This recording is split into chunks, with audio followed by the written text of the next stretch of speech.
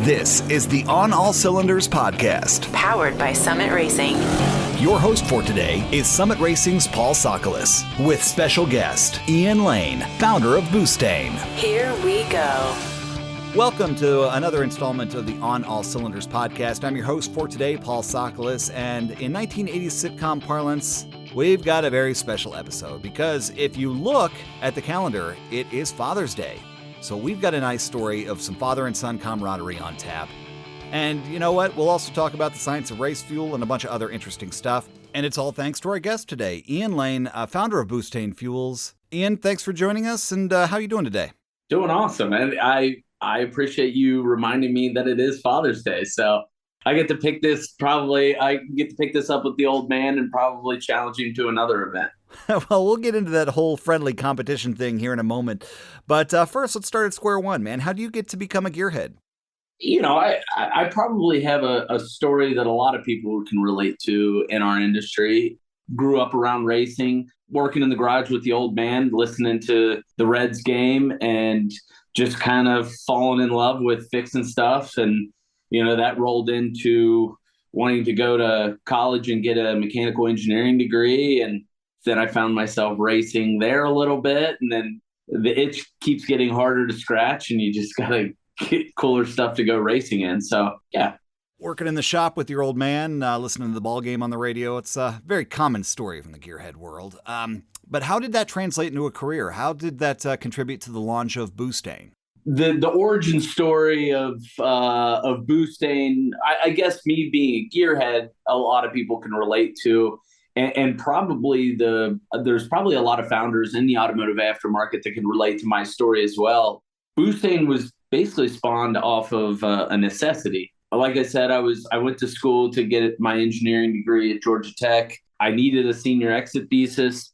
My buddies and I really couldn't afford race fuel when we were going racing. And I was like, hey, you know, I think I can make our own race fuel if given the opportunity by our professor to utilize the lab to do some destructive testing. And that essentially is what spawned the first iteration of the BOOSTane additive, which is designed to transform pump fuel into a high octane race fuel equivalent, which I guess by definition it is an octane booster, but I've always kind of thought of it as more of a race fuel alternative because we were just trying to give ourselves the opportunity to work on our cars and build our cars to the performance that we wanted and not be restricted by, you know, the cost of fuel, the availability of race fuel and transporting it around. So that essentially is what it was born out of. And to be completely honest, when I graduated, I didn't start BOOSTane for the first few years. I kind of went on another vision quest, but found myself coming back, blending fuel in my parents' garage to a point where I was doing it so often. They were like, hey, you should probably get a warehouse and actually not do this next to where we sleep. And I was like, yeah, that's probably good. So yeah, that's kind of where BOOSTane kicked off. Won SEMA Launchpad in 2014 and haven't looked back since. Yeah, you don't have to be an Indy 500 winner to realize that a weekend at the track can get really expensive real fast. So having a more practical, affordable alternative is a pretty darn good idea. And if folks want to learn more about BOOSTane, you've got a website? BOOSTane.com.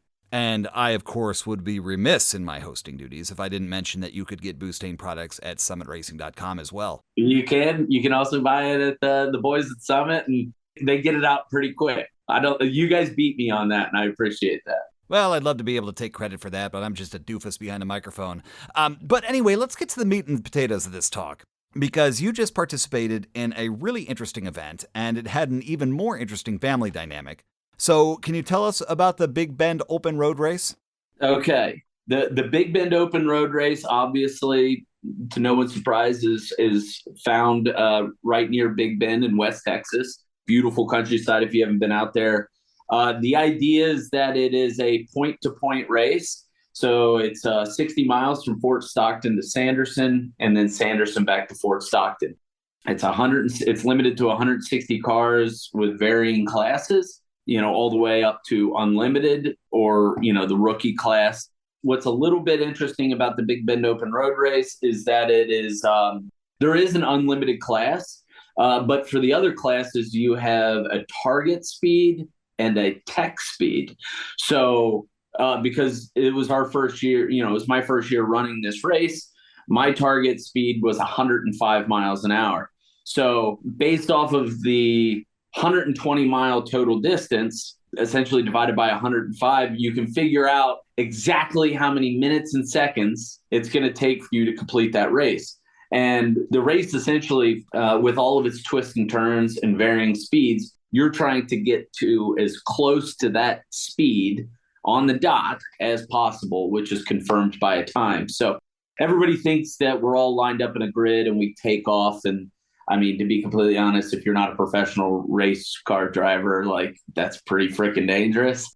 So they let us go in sections, and and our tech speed, we couldn't go over 125 mile an hour, which doesn't sound like a whole lot, but when you think about it, it took us probably 25, 28 minutes to go from one town to the next. And when was the last time that you ran 105 miles an hour for nearly 30 minutes straight outside of not even the Autobahn? I've driven fast on the Autobahn and I haven't gone that fast for that long. So it's definitely a different experience for sure. And it has a lot of its own challenges, that you really have to address when building the car. The race has been going on for a really long time, has some ties back to Carroll Shelby and Terlingua Racing Team. And it's just kind of one of those little hidden gems that I think if you're into that kind of a thing, it's definitely an experience. It's a unique one coming from somebody who does a lot of short course racing. It's a really cool event. Now, I was checking out this event online before our interview today, and I couldn't help but notice that a lot of the cars, a lot of the entrants are late model vehicles. Is that right? Yeah. So, most of the cars that you'll see out there are 2010 and, kind of newer, probably not even getting that late into it. You're going to see a lot of really new Mustangs and Corvettes and Porsches and Lambos and Ferraris and GTRs, even some famous people sneaking out there with some really wild stuff. The reality is it's a hot race. We're probably 115 on the starting grid. West Texas, there's not a shaded tree in view. It's just hard. It's a hard race to run, and it tends to be catered a little bit more towards newer cars being able to do it a little bit easier. Well, why don't you tell our listeners how you kind of deviated from that late model standard? Tell us what car you picked, why you picked it, and what you did to it to get it ready for the race. Okay. The car that was chosen was chosen for me. It's a 1969 Ford Mustang. It had a 351 Cleveland in it with a 4-speed top loader transmission. It had some pretty cool guts to it. The 351 Cleveland I got barely running for the Hot Rod Power Tour in 2020. But I mean, ultimately, this thing was kind of not inherited, but kind of just acquired, and it sat and collected a lot of dust. So I knew that when this challenge, which we can get to, was kind of thrown down, that this thing was going to really need a lot of love to bring up to speed, quite literally, I guess, if you want to say that. But I mean, we did just about everything to the, short of painting the car.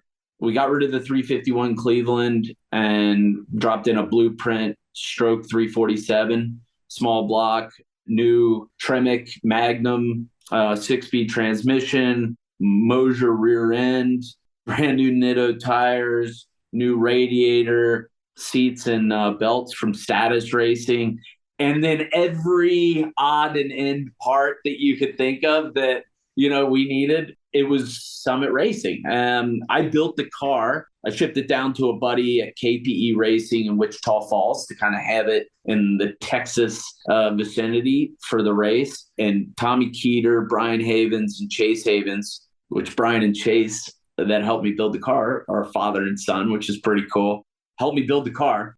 So we were finding ourselves at the Arlington Summit quite a bit. And I was so lucky in this build, because when this whole thing dropped, it was Thanksgiving. And this race was happening 4.5 months later. and I had a car that had big components sitting outside of it. And I needed to throw it all in and ship it down to Texas. It was really cool to be able to call friends, and I truly call them friends at places like Blueprint and Silver Sport Transmissions and Summit Racing and Ride Tech and be like, hey, I got a crazy idea. Do you guys want to come on board? And they go, yeah, let's help you win this thing. It's like you almost, if you tap into the competitive aspect of it, you get people to do a little bit more for you. But that was probably the coolest thing. And honestly, if I didn't have Arlington and 25 minutes away, I probably wouldn't have got it done. So that was always pretty cool to be able to have you guys in my backyard. Any interesting discoveries or surprises as you're ripping apart the car to make it race ready? God love whoever had the car before. There was a power steering assist contraption that I guess was kind of something that people used to do as like an aftermarket thing that was so janky. I can't believe that the car stayed on the road before that, which was funny because I did test drive the car pretty hard. We got it running, put it on the dyno, and then I kind of did a shakedown run in it, and it almost lost it because of the terrible steering and suspension. Probably just surprised at how little rust and stuff was on the car. It was relatively in good shape. We even found like the build sheet underneath the carpet, which was kind of wild. But for the most part, it felt pretty straightforward. It was kind of cool to experience and learn more about the subtle nuances that kind of went into the Cleveland versus the Windsor when we were taking it apart, where we could reuse engine mounts, things like that. I ended up kind of going down the rabbit hole and learning a little bit more about the car, which embarrassingly I didn't know prior to trying to go race it. But no, for the most part, we didn't run into too big a issue, or else I don't think we would have been able to build a full race car in the few months that we had. So we learned about the race, we learned about the car, but the best part about this saga is its inception. Can you talk about what the catalyst was that set all these gears in motion? Bourbon. That's the issue. that's what caused it. Thanksgiving, came back home, hanging out with the old man, having a few cocktails. The age-old debate got started about who would win in a race, and he's a diehard Ferrari guy. He bought a Ferrari. It's a 2001 Ferrari Modena 360, and it's like he covets the thing. He made a garage for it next to his office so he could park it next to him. And he thinks that thing you probably go out and beat an F1 car. And I argue with him pretty hard about it. And I said, listen, you don't know what you're talking about. Like, I've been racing way longer than you ever did. Pick it and let's do this. I said, I'll beat you in that old Mustang out there that's collecting dust. And he's like, are you serious? And I was like, listen, I'll pick the race, and there's, and that 69 Mustang, I'll beat you in any car that you pick. And he said, even the Ferrari. And I was like, yeah, overly confident, obviously. I woke up on Friday with a hell of a hangover and panicking. And I immediately called, because I was like, oh God, like, obviously I can't, my pride is not going to let me back out of this. Like, I'm going to double down. And I was like, you can do anything you want to your car. I'm going to do anything I want to my car. Well, my dad's in construction. I'm in the automotive aftermarket. So I was like, the only way I pull this off is my network. And the first call I made was to Kyle Fickler, because he's one of the in-deep race car guys that I know, a good friend. I was like, dude, I need some guidance here. He's like, all right, start with the engine. And he's like, what do you want to do to the engine? And I was like, it's fine, but it's not going to do that race. He had done the race in the past. So it was kind of that immediate, what do we do to the car? Trying to get it up to speed as quickly as possible. But my old man's car just sat in the garage, all polished, and he didn't have to do anything. So you scramble to build a car, you get it done, you get it down to Texas, you've got boots on the ground in Big Bend. Explain what happens next. How'd the adventure go from that point on?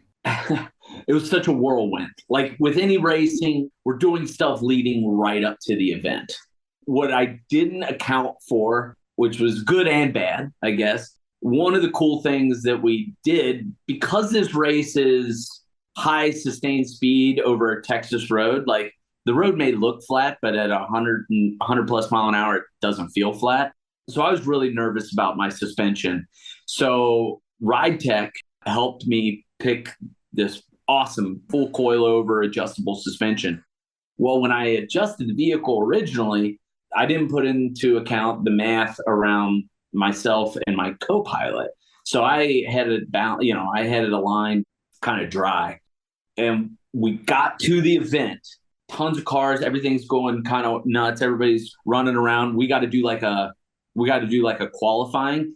Me and my 260-pound co-pilot, which I'm 230, get in the car and the headers are touching the ground, like right where the header meets the exhaust, like at the collector. We just added nearly 500 pounds of dude into this car. And what was cool is I immediately called a guy by the name of Blaine at Ride Tech. I was like, hey, dude, like, what's your recommendation? He goes, all right, this is what I would do. Also watch this video. And essentially within about 30 minutes, I had readjusted the full suspension, raised it, and also tightened the ride on it and made qualifying. We were also selling fuel down there for everybody, which was pretty awesome. We there's no really good fuel out in the middle of the desert in Texas. So we were selling race fuel and our fuel additives, but it was cool. I mean, it's a different world out in West Texas. So to be prepping for a race out there, it's pretty cool. So I think I speak for everyone here when I say we're just dying to know the results. Were you able to take an old crusty Mustang and beat your father in his Ferrari? I lost by 0.004 of a second, which seems like hard to believe. It hurt. It hurt real bad. I was pissed at first. Like the old man, he was trying to be like a nice dad. He was coming up to like kind of console me a little bit. And I was angry. But at the same time, somebody told me that Rocky lost to Apollo in the first Rocky movie, and I was like, "Hey, man, maybe there's maybe we run it back." But yeah, I mean, the race wouldn't have been anywhere near that close had not everything gotten done. And to be completely honest, we placed fairly well in the overall race against the other vehicles and the other classes. So the fact that I was the only car like pre-2000 that went out there and slugged it out with a bunch of much newer, much more expensive vehicles was pretty cool. And I think it tells a really good story of what, the brands that I worked with, what they have to offer in making vehicles, bringing vehicles up to today's standards. I mean, the Ride Tech suspension, I've already readjusted it now. Like I just cruise the Mustang around with the girlfriend and, it's a nice, comfortable ride. It's not like riding in a race car. The Blueprint engine, no problems. Fires up. There's no weird things that I got to do, like with the old 351. It was really cool to find and have the partners that I did step up, because not only did it make the car competitive, now it's made the car a lot of fun to cruise around and do other things with. Speaking of partners, you made a quick mention of some of the folks that helped you with the build earlier, but do you want to give a special shout out to your co-pilot and maybe even mention your dad and his co-driver? So my dad Rick, and his co-pilot was my uncle Chris, and then my co-pilot is a rugby friend of mine, Dan Banks, out of Florida, which is cool. I mean, the funny thing is not one person that came to the race was even from Texas. We had probably 22 people come out and watch the race. I even had a buddy ride a Harley from Columbus, Ohio, which is nuts. And he ended up getting like a Big Bend Open Road Race tattoo on the cruise. Like, he's a nut. His name's Garrett, and then another guy, Bamba. Yeah, I mean, the whole event. That's kind of what's cool about racing is, obviously the competitive aspect of it, but none of us were out there with the intention that we're going to become some famous race car driver. ultimately we're looking to be involved in that community and that kind of camaraderie and fellowship that you get out of, helping people get onto the starting line and going out there and competing and then celebrating afterwards, which we did plenty of. With such a narrow margin between you and your dad, I can only imagine the amount of smack talk that ensued after a few post-race cocktails during those celebrations. But I wanted to ask about the car itself. You mentioned that you're still kind of enjoying it right now, but looking long-term, what are you going to do? Are you going to keep it? Are you going to sell it to fund another project? What do you think? The dang thing already has so many cool stories to it. I couldn't see letting it go. The first thing we did right out of Texas is we shipped it up to Washington, D.C. for the SEMA rally, which was really cool because what a lot of people didn't realize is that when I raced it from Fort Stockton to Sanderson, I raced on 93 pump gas plus BOOSTane, our fuel additive. On our way back, we actually ran a fully synthetic 100 octane e-fuel that I formulated based off of repurposed pharmaceutical byproducts, greenhouse gas reclamation, wood biomass. So a true alternative fuel that's not ethanol. We took it up to DC to essentially say, hey, look, here's the automotive aftermarket. We're not such bad guys. We do enjoy innovating. Here's a 1969 Mustang that has no right to be in the conversation of carbon offset. Yet here it is, basically competing with a carbon footprint similar to a new EV based off of new aftermarket parts made by companies that, in a lot of ways, the EPA is trying to eliminate through different regulations and things like that. So the fact that I had this story with my dad, and what a cool experience. And then the Mustang immediately going to DC and kind of being a mascot for trying to protect our industry. Had some senators come check it out. Had a senator from Oklahoma, Mark Wayne Mullins, signed it and said if I did the race again, he'd be my co-pilot. So I'm going to say that out loud. See if I can't get him in there. But no, I have a lot of plans for the Mustang. Hot Rod Power Tour is going on right now. It's actually coming to Ohio, so I'm going to try to grab the old man and sneak up there for a day. We got Mustang Week. I have an autocross event in July that I'll probably race. And hopefully it lands at the SEMA show and the actually future technologies area, which it should be being run on a fully synthetic fuel as a 1969 Mustang. So with all the other electric, EV retrofits, you'll see a big old V8, or I guess a small block V8, but still cool, representing future innovation. So I'm not getting rid of her. That's a great story to hear all the way around, from the memories you've made with your father and the racing to the simple fact that it's such a groundbreaking, innovative vehicle with its alternative fuel source. That's a fascinating story and great to hear. Now, we've talked a bit about the plans with the car, but what about your plans? Do you want to take another stab at the challenge with your old man and take a different car to Big Bend? The first thing I wanted to do is put a Pro Charger on it. All right.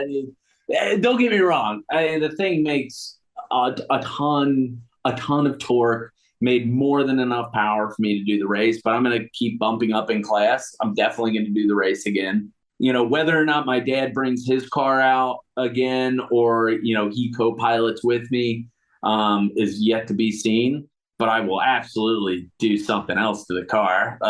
She still needs a lot of love. She had a ton of work done to make her race ready.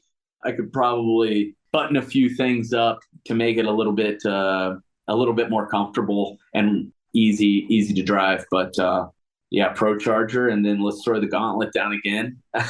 I'll probably be hitting you guys up for a bunch of parts. We will keep a candle burning in the window for you.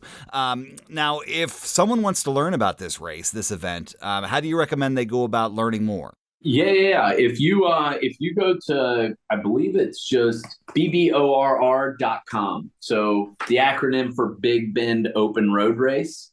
BBORR.com. The signups are tricky because the signups happen really quick. They usually fill up within a few minutes, but it's 100% worth worth the experience. A lot of cool folks that go out there. And you'll even see us on there. We're the official fuel sponsor for Big Bend Open Road Race. So we'll be back out there probably in October giving out fuel. Good. I'm glad you brought up BOOSTane because I wanted to ask if you're able to divulge what BOOSTane's got up its sleeve. Anything you can tell us in the world of BOOSTane and race fuels? No, I mean, obviously our what keeps our lights on is the technology around our additives that transform pump fuel to as high as 116, kind of that real race fuel alternative that I talked about before. This new synthetic fuel is a project that I've been engineering for a few years now. As a small company, it's tough to do that kind of research. I don't quite have the budget that Shell or Sunoco have, but I do think it's work that the automotive aftermarket should be a part of and not just let the OEMs figure it out. So that's something that I'm looking forward to unveiling at the SEMA show this year. And then we've got some other kind of cool things in the works right now, more on the hardware side of stuff that's going to couple with our fuels to kind of be a total solution. So we're going to be partnering or have partnered with some other companies around the industry to do that. And there might be some announcements at like Roadkill Nights for some cool partnerships, official partnerships. So yeah, it's enough to stay busy, but it's not going to stop me from going out and going racing. So, Glad you're able to maintain that work-race balance, right? If folks want to learn more about BOOSTane, can you give us that web address again? BOOSTane.com. Go check it out. We're on Instagram, BOOSTane Official. You can kind of follow along with all the craziness. And there's actually a little mini series that we cut together. I think it's like 7 or 8 episodes. They're pretty short episodes, but kind of covers the whole build of the car and the race and some of the crazy people we met out there. You get to see the guy on the Harley that showed up from Ohio. Yeah, if you're interested in checking it out, it's worth it. Yeah, and depending on how you got to this podcast, whether you did it via iTunes, Transistor, or however, if you haven't already, you can visit OnAllCylinders.com, throw in the word BOOSTane into the search bar up at the top, and you'll be able to find a standalone article that's got plenty of pictures on that cool Mustang, along with Ian and his dad, and we'll include a link to that YouTube playlist so you can kind of see the video component as well. Awesome, man. It's a fantastic series, definitely worth checking out. And yeah, that's a pretty good note to end on. We've been talking with Ian Lehn, founder of BOOSTane Fuels, all about racing, vintage Mustangs, camaraderie with the family, and we even got some insight into what BOOSTane's working on in the years ahead. Really, really fascinating stuff. So, Ian, thank you so much for taking the time to talk with us, and good luck to both you and your dad with that Mustang of yours. Thanks, buddy. This has been the On All Cylinders podcast. Powered by Summit Racing. Check out new episodes coming soon at OnAllCylinders.com. OnAllCylinders.com. Thanks for listening. See you next time.